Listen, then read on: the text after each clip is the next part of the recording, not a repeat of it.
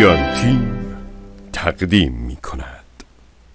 سلام، من برگ هجز هستم، نویسنده کتاب پرفروش حکایت خط لوله.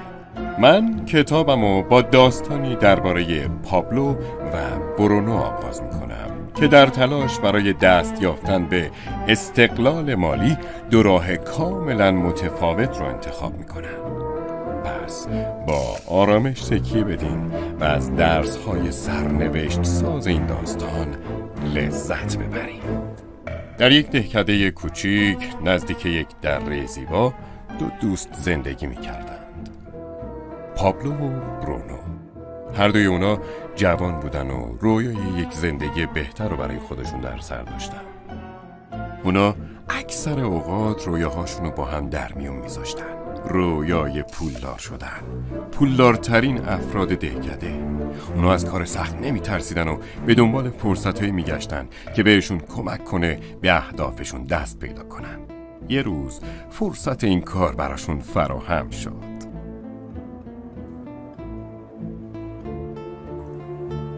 شهردار دهکده تصمیم گرفت دو نفر رو استخدام کنه تا از چشمه‌ای که اون طرف دره بود آب به دهکده بیارن. قرار شد که اونا بر اساس میزان آبی که به دهکده میارن دستمزد بگیرن. پابلو و برونو با شور و اشتیاق تمام کارو شروع کردن.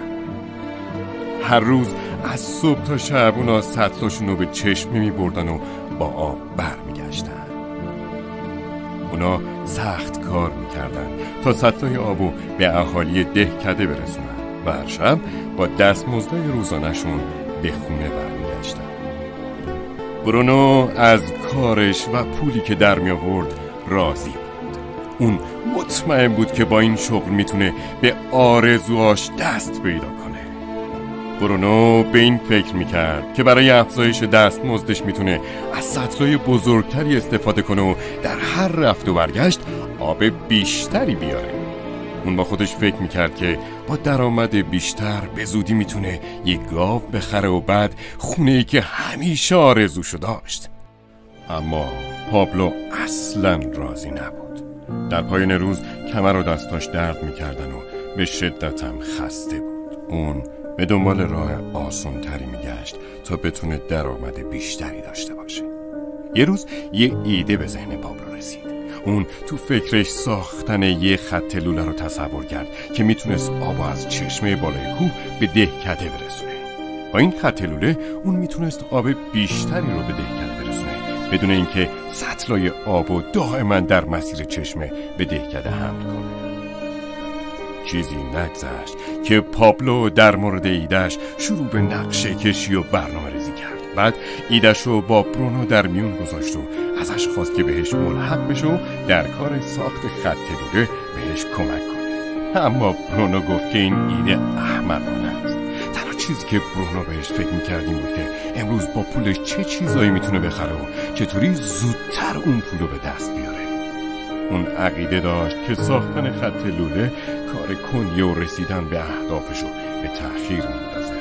برونو به جای قبول کردن ایده پابلو سطلای بزرگتری برداشت و دفعات رفتن به چشمه رو افزایش داد. اون مطمئن بود که با این روش پول بیشتری در میاره. اما پابلو تصمیم گرفت که خط لوله رو به تنهایی بسازه. اون میدونست که ساختن خط لوله کار ساده‌ای نیست و تموم کردنش ممکنه چند سال طول بکشه. اما ذهنشو فقط معطوف به هدفش کرد. اون دیگه مثل سابق آب حمل نمی‌کرد.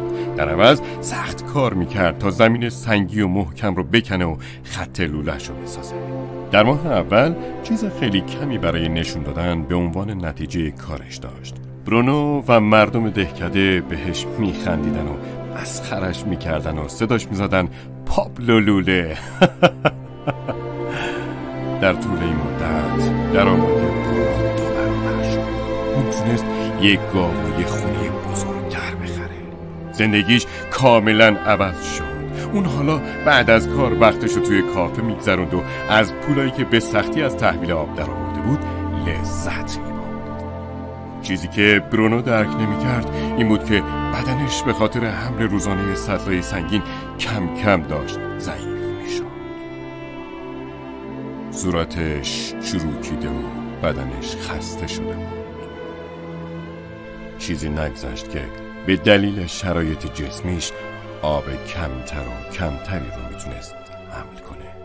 ماه‌ها میگذشت و پابلو همچنان سخت در حال کار کردن بود. خیلی زود 1 سال گذشت و بعد از اون سال دوم بالاخره پابلو خط لوله‌ش رو تموم کرد. حالا اون به جای حمل سطل از خط لوله‌اش برای رسوندن آب به دهکده استفاده میکرد و از همیشه بیشتر پول در می‌آورد. آب همینطور داشت به دهکده سرازیر میشد، در حالی که پابلو اصلا دیگه کار نمیکرد. اون دیگه فقط مشغول استراحت و تفریح بود و به فهم، پشتکار و سخت کوشی خودش افتخار میکرد. حالا دستمزدش سرازیر بود، همونطور که آب از خط لوله سرازیر بود. در جهانی که همه به فکر حمل کردن سطلای بیشتر و بزرگترن، شما سازنده خط لوله باشید. داستان برونو و پابلو تصویری از زندگی ماست. شغل اونا نماد کاریه که اکثر مردم برای پول درآوردن انجام میدن. برونو درآمدش رو با استفاده از سطل تأمین میکنه. اون به چشمه میره، با سطل آب برمیگرده و در مقابل آبی که میاره پول دریافت میکنه. برونو برای افزایش درآمدش ناچاره یا بیشتر به چشمه بره و برگرده یا از سطلای بزرگتری استفاده کنه. این یه روش معمول تو زندگی ماست که با بیشتر کار کردن درآمدمون رو افزایش بدیم. به طور مثال با اضافه کاری کردن یا با گرفتن یه شغل دوم. ما سطلمون رو با قبول کردن پستای پردرآمدتر بزرگ میکنیم که اینم معمولاً باعث صرف کردن زمان بیشتر توی محل کارمون میشه. اکثریت ما زمان رو در برابر پول عوض میکنیم، کاری که برونو انجام میداد. اما همه میدونیم که هر شخص فقط 24 ساعت در شبانه روز وقت داره و ما هم نمیتونیم تمام این مدت رو به کار مشغول باشیم.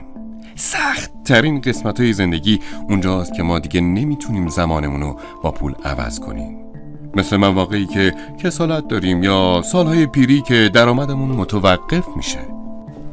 حالا بیاین کار پابلو رو مرور کنیم.